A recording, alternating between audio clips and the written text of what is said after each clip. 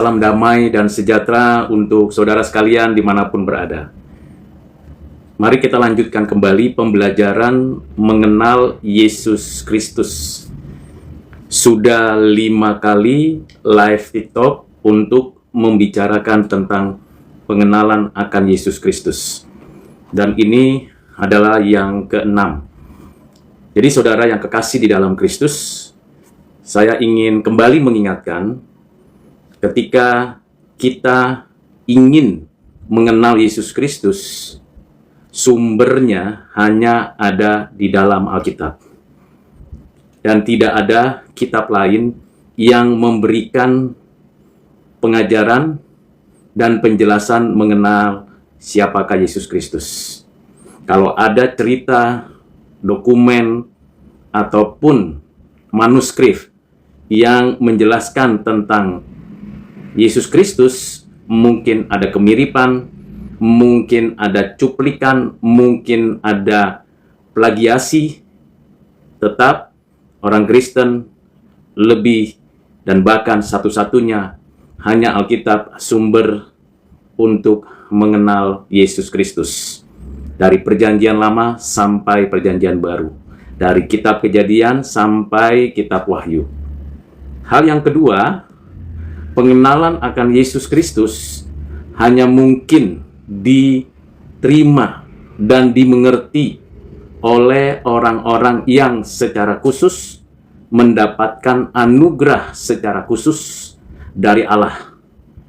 Jadi kalau seseorang tidak mengerti, tidak mengetahui, bahkan tidak memahami pengenalan akan Yesus Kristus secara pribadi, bahkan sudah membaca firman Tuhan, sudah menyelidiki Alkitab, sudah mempelajari manuskripnya, tetapi kalau tidak dikaruniai anugerah yang khusus, tidak akan bisa mengenal Yesus Kristus secara pribadi. Mungkin tahu, mungkin memperdebatkannya, bahkan menyaksikannya, tetapi tidak akan mengubah fakta keberadaan Yesus Kristus. Dan kalau saya dan saudara dapat mengenal Yesus Kristus, itu sepenuhnya berdasarkan anugerah dari Allah saja.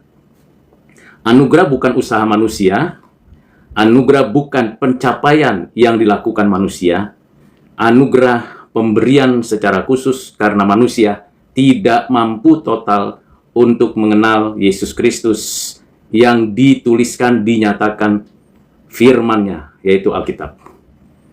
Yang ketiga, seseorang dapat mengenal Yesus Kristus ketika orang itu diberikan pencerahan, iluminasi oleh Roh Kudus. Roh Kuduslah yang memberikan pencerahan, pengertian dari tiap teks, tiap kitab yang keseluruhannya di dalam kebenaran otoritas Allah. Roh Kuduslah yang memberikan pencerahan kepada orang-orang yang khusus untuk mengenal Yesus Kristus. Jadi, kalau ada orang yang mempelajari Alkitab, mendiskusikan tentang pribadi Yesus Kristus, kalau bukan dipimpin Roh Kudus, dipenuhi Roh Kudus, dicerahkan Roh Kudus, maka selamanya orang tersebut tidak pernah mengenal Yesus Kristus.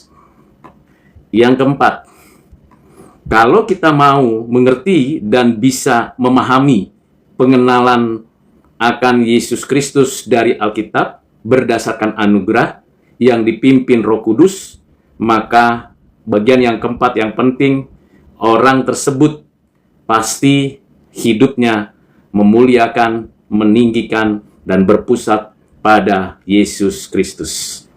Nah, 4 hal ini yang menjadi disclaimer, prinsip penting ketika saya menjelaskan, saudara mendengarkan, kita sama-sama membaca firman Tuhan. Saya sudah menjelaskan dari kitab Injil Matius, Injil Markus, Injil Lukas, dan Injil Yohanes. Tentu tidak menyeluruh ayat per ayat atau pasal per pasal, tetapi setidaknya itu mengantar saya dan saudara untuk lebih dekat dengan mendalami, menghayati firman Tuhan yang dipimpin oleh Roh Kudus. Jadi ada 4 saksi menuliskan biografi Yesus Kristus: Matius, Markus, Lukas, Yohanes.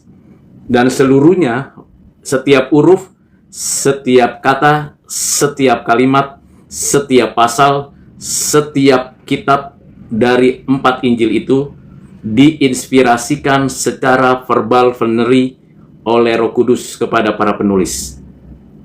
Sekarang saya ingin mengajak saudara untuk membuka satu surat kepada orang Ibrani. Surat ini penting dan perlu untuk meneruskan pembelajaran pengenalan akan Yesus Kristus. Surat ini bukan ditulis oleh Rasul Paulus, walaupun ada yang menduganya. Surat ini juga bukan ditulis oleh Apolos, walaupun ada yang menyatakannya. Surat ini memang sampai sekarang belum diketahui nama penulisnya. Tetapi orang Kristen mula-mula, abad pertama, abad kedua, telah meyakini berdasarkan pengajaran para rasul, berdasarkan pengajaran yang dituliskan di dalam keempat Injil dan surat-surat yang lain, bahwa surat Ibrani adalah firman Tuhan. Mari kita telusuri surat kepada orang Ibrani. Saya hanya membaca beberapa bagian penting untuk mendorong saudara membaca sendiri, mempelajari sendiri pengenalan akan Yesus Kristus. Dari pasal 1, ayat 1 sampai dengan 4. Pasal 1 ayat 1 dituliskan demikian: setelah pada zaman dahulu Allah berulang kali dan dalam pelbagai cara berbicara kepada nenek moyang kita dengan perantaraan nabi-nabi. Setidaknya ada 3 cara Tuhan menyatakan dirinya kepada manusia, terlebih khusus kepada orang-orang spesial pada zaman lalu. Yang pertama, Allah menyatakan dirinya berulang kali. Tentu kata berulang kali ini tidak menggambarkan hanya 1 kali. Dengan sederhananya ini menjelaskan berkali-kali Allah menyatakan diri, menyapa manusia dengan berbagai cara. Ada 3 pemahaman, pendekatan, pengertian, pengenalan akan Yesus Kristus yang dikaitkan dengan ayat ini berhubungan dengan perjanjian lama. Yang pertama namanya Epifani. Allah menyatakan dirinya melalui tanda dan kuasa yang dinyatakan entah itu di langit, entah itu dalam segala kekuasaan seperti awan atau tiang api, dan juga tanda-tanda kekuasaannya yang menyatakan keberadaan Allah, yang roh adanya, yang menyatakan diri untuk umatnya yang tidak terbatas oleh ruang, waktu, situasi, kondisi yang ada di alam ini. Yang kedua adalah Teofani. Allah menyatakan dirinya hadir, Allah yang tak terbatas, Allah yang roh, yang menciptakan langit, bumi, dan segala isinya, yang menyatakan kehendaknya, hadir dalam ruang waktu, menyatakan dirinya, yang tak terbatas, membatasi dirinya, menyatakan dirinya, dan mungkin saja ada orang yang tidak mengerti, mungkin saja ada orang-orang khusus yang memahaminya. Allah menyatakan dirinya. Ambil contoh, ketika Adam dan Hawa berbuat dosa dengan sadar dan sengaja, Allah seperti, kalau dalam catatan dalam Kejadian pasal 3, khususnya ayat 8, dijelaskan bahwa Adam dan Hawa mendengar atau mengetahui langkah Tuhan di Taman Eden? Apakah Tuhan berkati? Apakah Tuhan memiliki langkah? Bukankah Tuhan roh adanya? Ini bukan sekedar personifikasi. Ini sungguh kehadiran Tuhan di Taman Eden untuk menyatakan keadilannya, menyatakan rancangan penebusannya, dan menyatakan kehadiran anaknya kelak yang meremukkan kepala ular.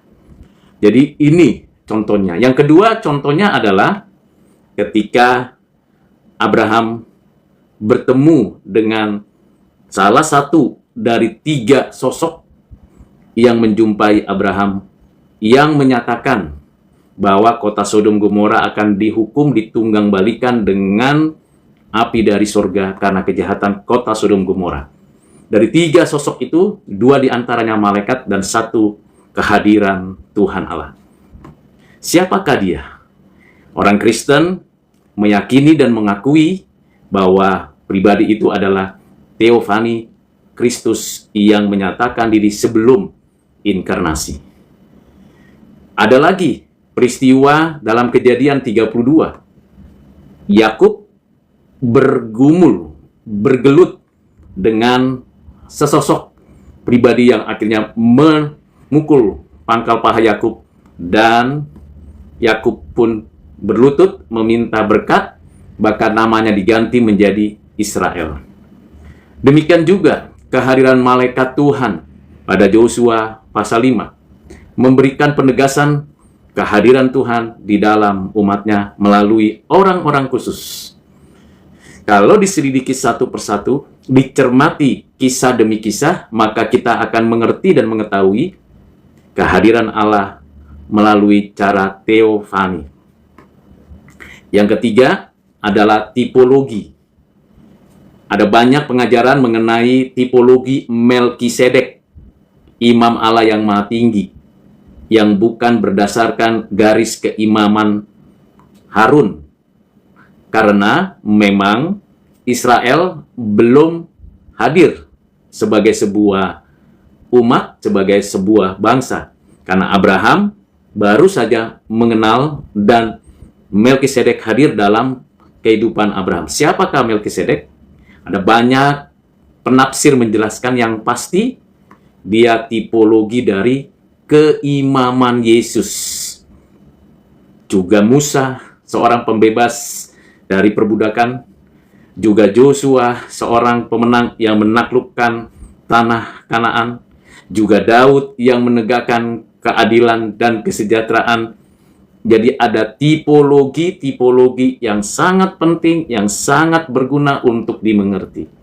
Saudara yang kekasih di dalam Kristus, itu yang dinyatakan di dalam surat kepada orang Ibrani.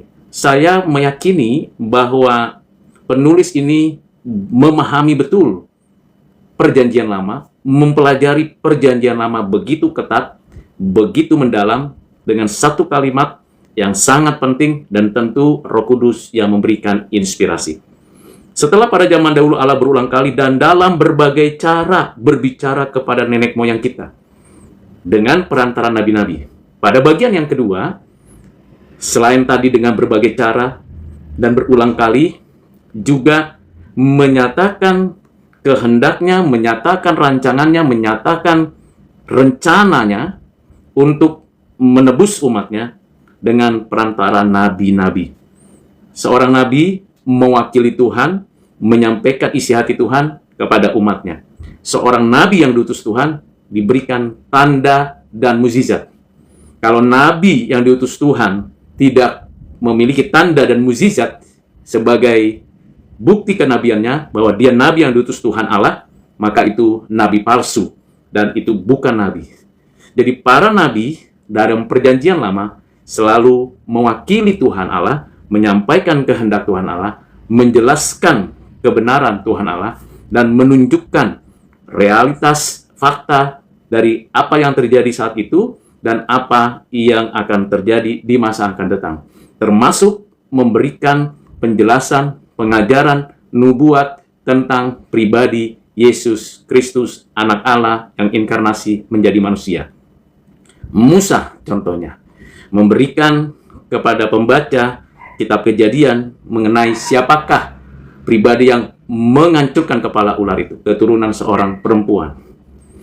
Dan juga Musa menjelaskan di dalam Ulangan 18 ayat 18, seorang nabi yang menyatakan kehendaknya akan hadir, menyatakan kuasa pembebasannya dari orang-orang yang berdosa itu untuk bisa dibebaskan dari perbudakan dosa.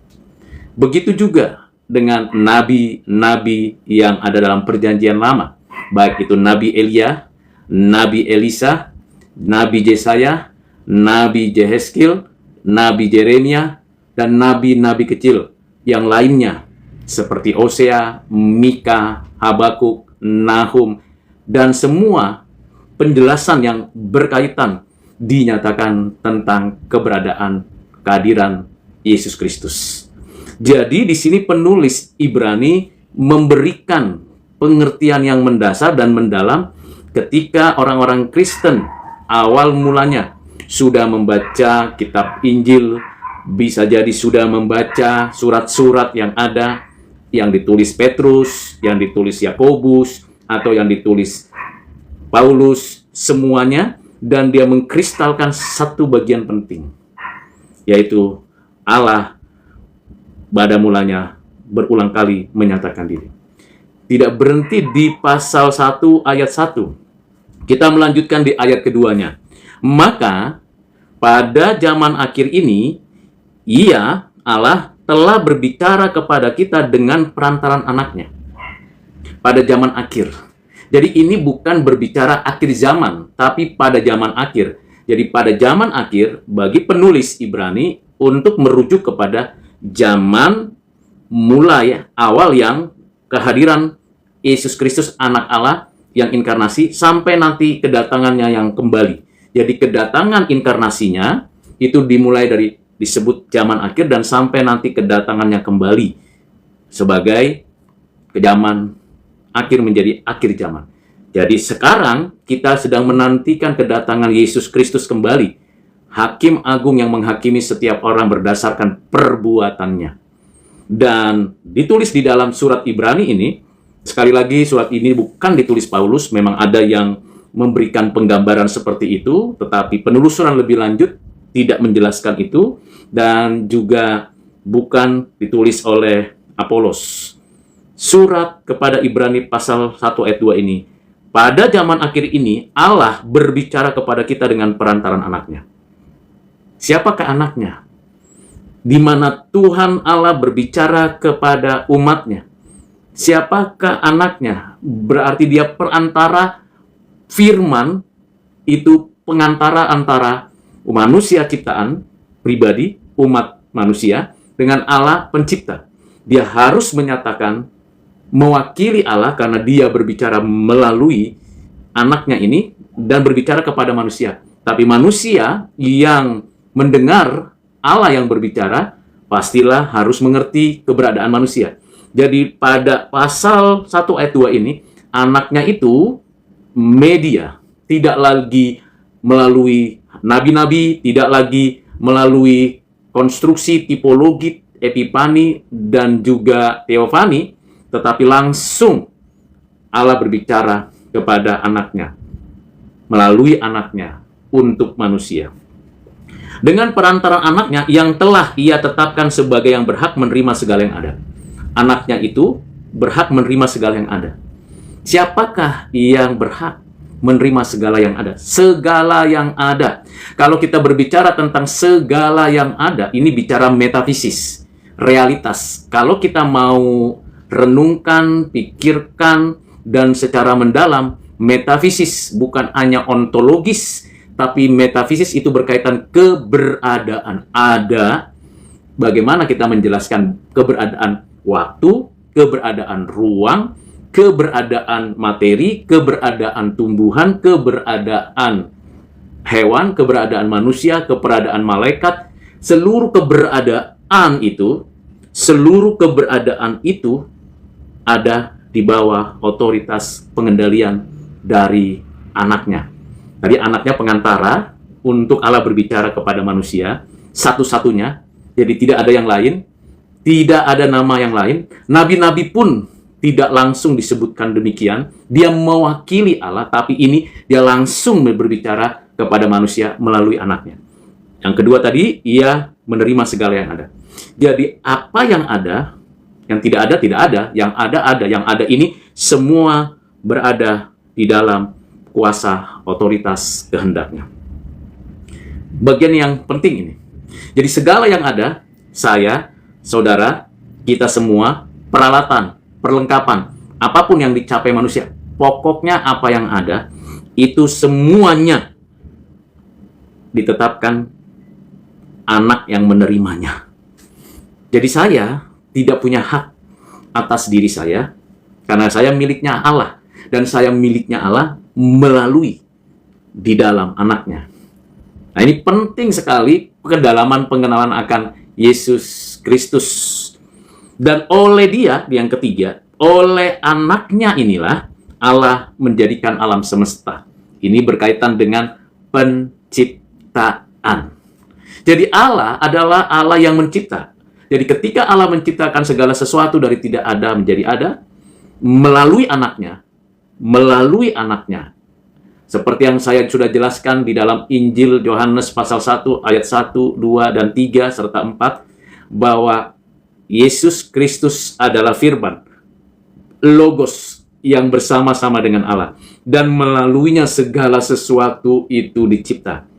Dipertegas oleh penulis kitab Ibrani, bahwa Allah telah menjadikan alam semesta dengan segala isinya, entah bintang, entah bulan, entah matahari, bumi, seluruh planet, seluruh isi bumi, dan segala sesuatu itu diciptakan dari Allah yang mencipta, melaluinya, dan di dalamnya, dan olehnya. Siapa itu? Anak Allah.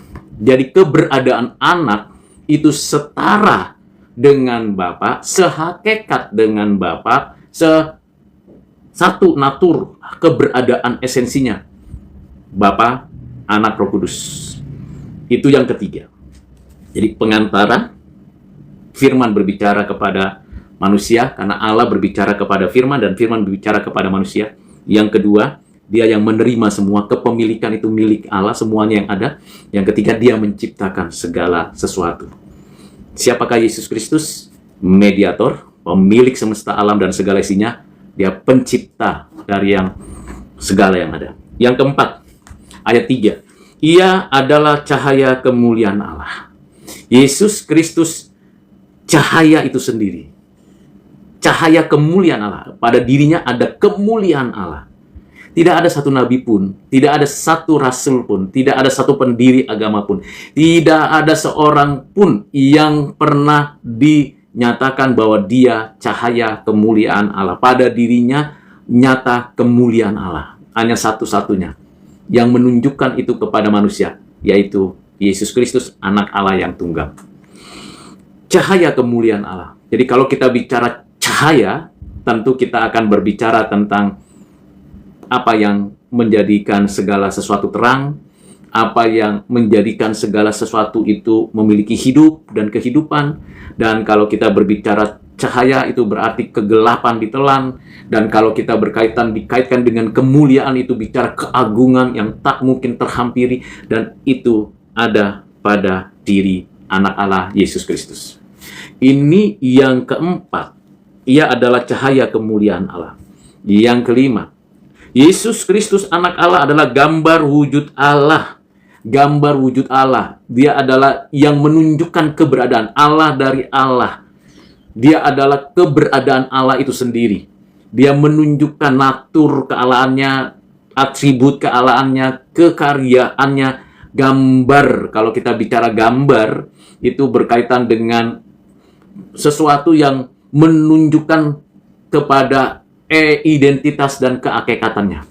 Jadi di sini yang kelima, Yesus Kristus anak adalah gambar wujud Allah. Jadi bukan replika, bukan buatan manusia, bukan keinginan manusia. Memang pada dirinya gambar wujud Allah. Yang keenam, anak Allah menopang segala yang ada. dengan firman-Nya yang penuh kekuasaan.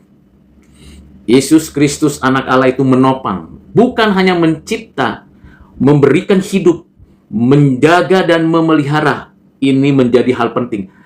Yesus Kristus anak Allah yang tunggal menyatakan pemeliharaan. Menopang itu memang bukan sekedar menjaga, bukan sekedar memelihara, tapi memerintah, mengatur, menata, dan segala sesuatunya itu menggambarkan keagungan kebesaran Allah melalui topangannya. Jadi langit, bumi, dan segala isinya, apapun yang ada di alam semesta ini, tidak mungkin Allah tidak menopangnya.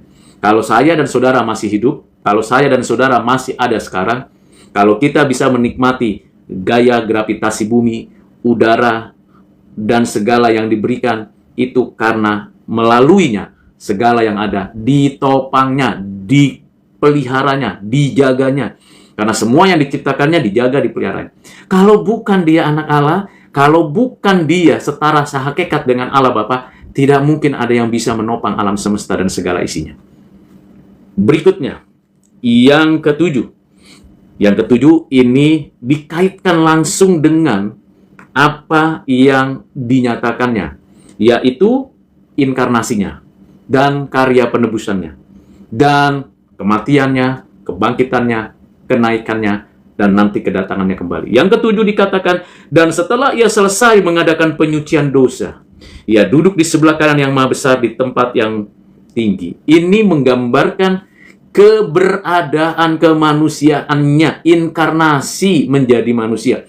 Jadi keanakannya tidak berubah, tidak bercampur, dapat dibedakan. Pada diri pribadi Yesus Kristus anak Allah ada dua natur, keilahiannya sepenuhnya, kemanusiaannya yang dinyatakannya dengan jalan inkarnasi. Untuk apa dia inkarnasi anak Allah ini? Tentu untuk menebus umatnya. Siapakah yang mampu dan dapat menebus umat manusia yang berdosa?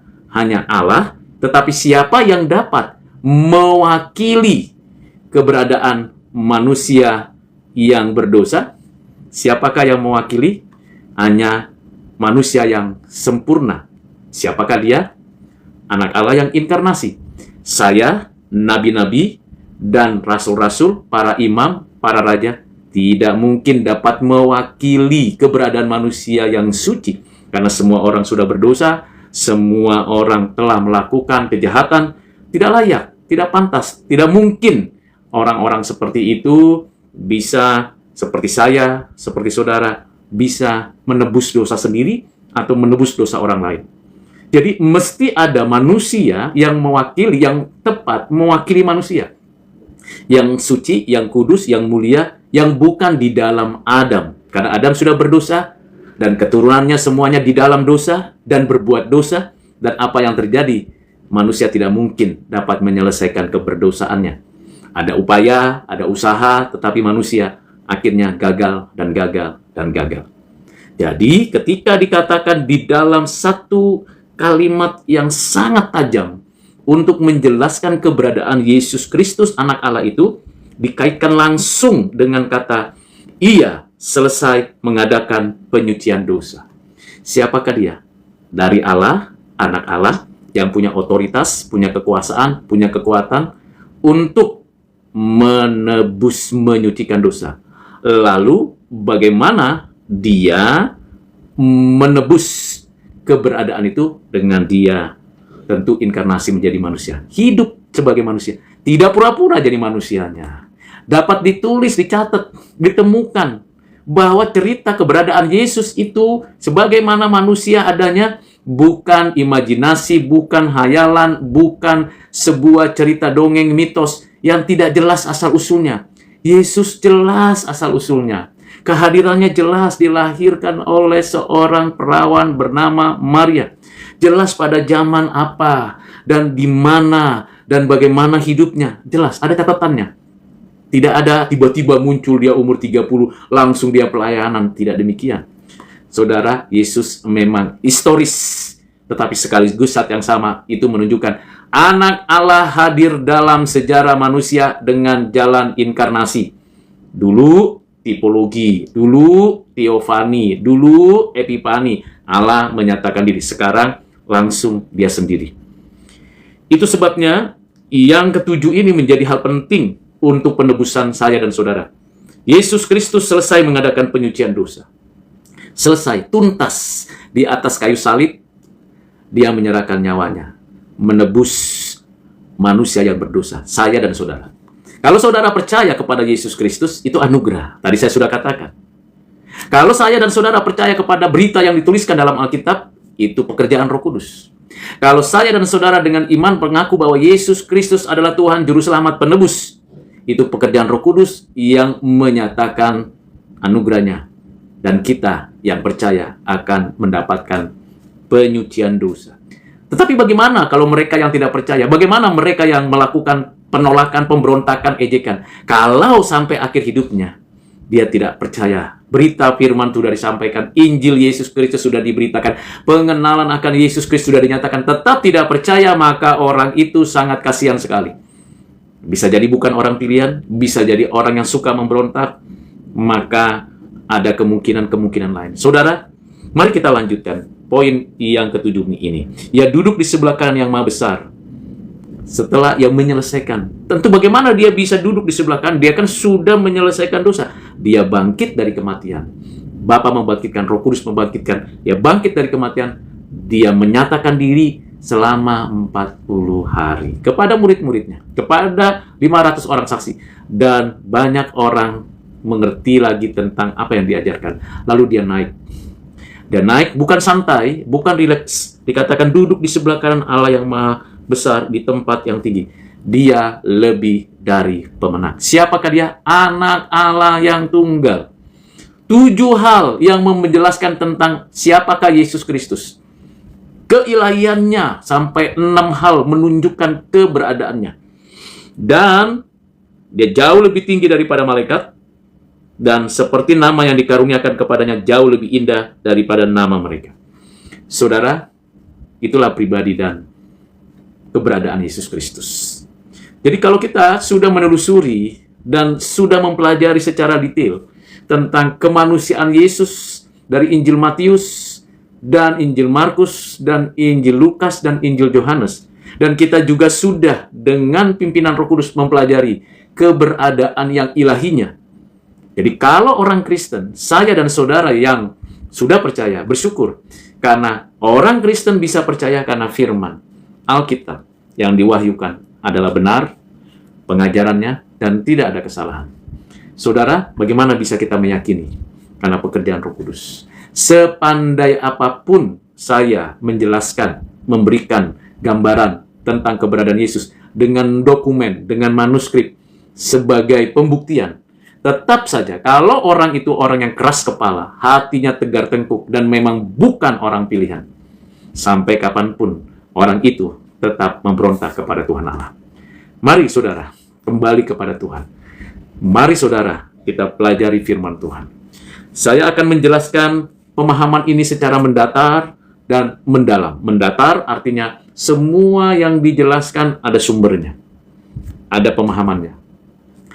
Mengapa kita percaya?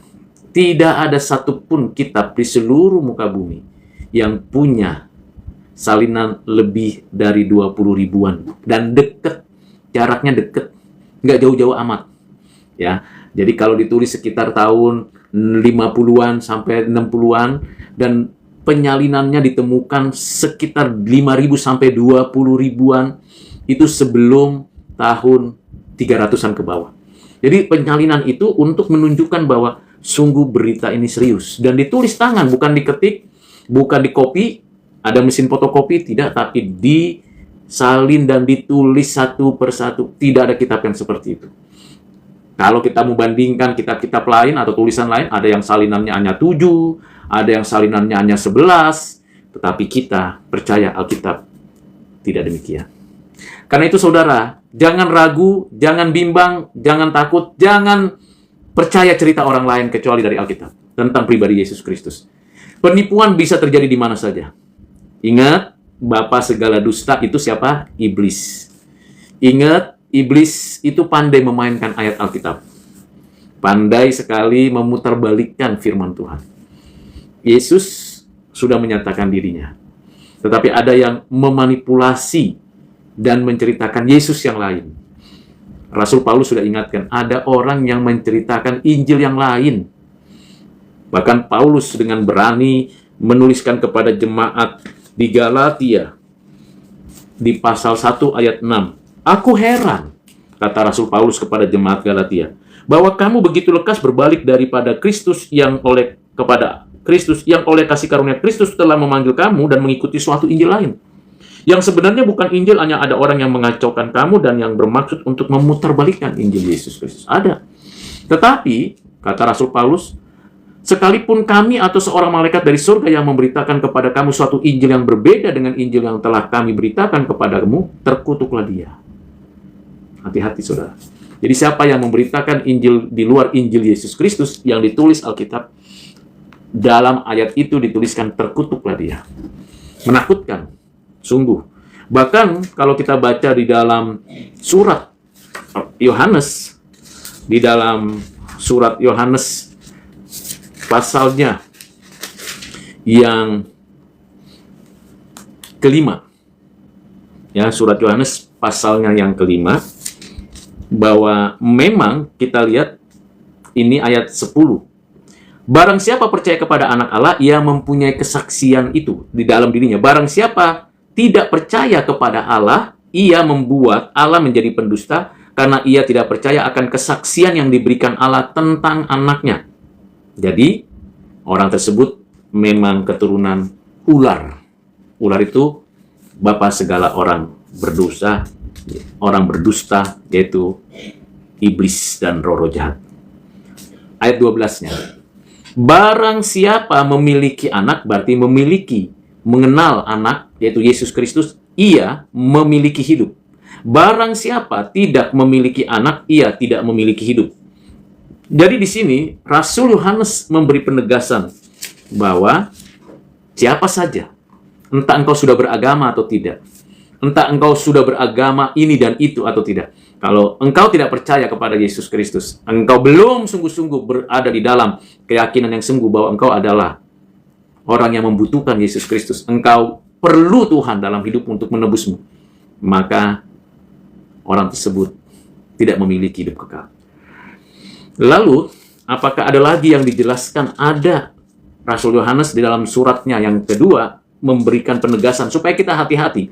Zaman ini seperti pada zamannya rasul-rasul, sudah banyak orang yang jahat dan terus berbuat jahat, menipu.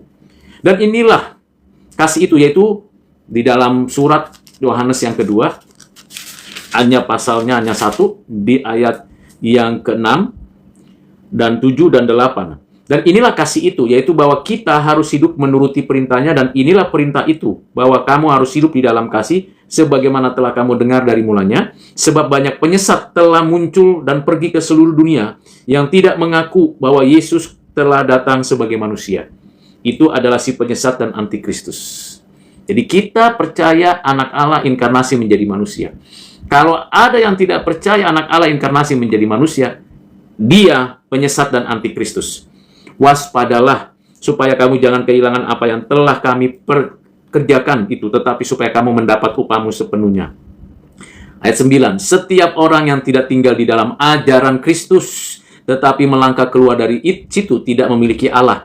Barang siapa tinggal di dalam ajaran itu, ia memiliki Bapa maupun anak. Saudara, saya tutup pembelajaran pada saat ini. Saya sudah menjelaskan 6 kali pengenalan akan Yesus Kristus. Setidaknya itu mendorong saudara untuk membaca, mempelajari firman Tuhan dengan serius. Tidak usah muluk-muluk membaca bahasa Ibraninya, bahasa Aramiknya, bahasa Yunani Koinenya. Tidak perlu muluk-muluk membaca bahasa Inggrisnya, bahasa Jermannya, bahasa Latinnya. Cukup menggunakan bahasa Indonesia, Alkitab yang diterjemahkan Lembaga Alkitab Indonesia. Pelajari, yakini, dan berdoa kepada Tuhan untuk minta hikmat. Jangan menyimpang ke kanan atau ke kiri. Jangan pelajari dan dengar ajaran-ajaran di luar ajaran firman Tuhan, di luar ajaran Alkitab. Mungkin ada yang mirip-mirip, tapi saya mau kasih tahu, yang mirip-mirip itu bukan firman Tuhan. Itu yang pertama. Yang mirip-mirip itu tidak sama dengan yang asli. Yang ketiga, yang mirip-mirip itu setelah diselidiki dokumennya jelas buatan manusia yang sudah dimanipulasi. Yang ini firman Tuhan yang tidak ada kesalahan dalam pengajarannya, pengenalan akan Kristusnya, dan sempurna memberikan kita hidup yang kekal. Kiranya Tuhan memberkati saudara, dan Tuhan menyertai saudara. Amin.